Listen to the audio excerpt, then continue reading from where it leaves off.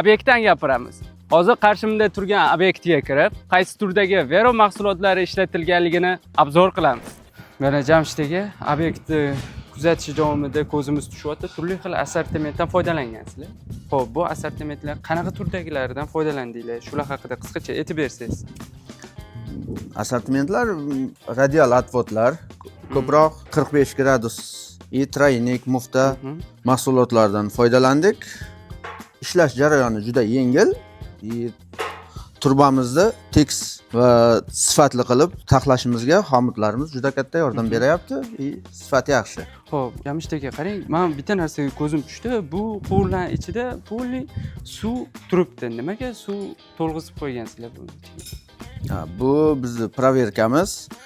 Ulangan stiklardan suv oqmasligini proverka qilish uchun suvdan to'ldirganmiz. Xo'p, shu proverka jarayonida aka qanaqadir kamchilik kelib chiqdimi?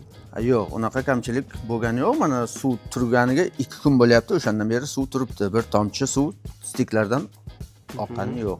Ko'rib turibmiz, quvur tizimida asosan burilishlarda radial отводdan foydalangansizlar.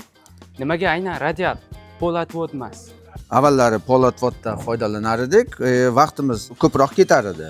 Hozir biz radial отводdan foydalanish sababi ishimiz olg'a siljishi uchun, keyin ham sifati yaxshiligi. Stiklar bunda 2 ta stik bo'lyapti. 45 gradusda 3 ta stik bo'lar edi. Albatta.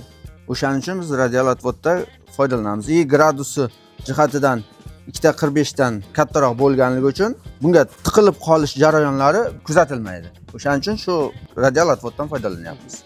Santexnik bo'lsa, maslahatimiz ko'proq radial отводdan foydalanishini maslahat beraman.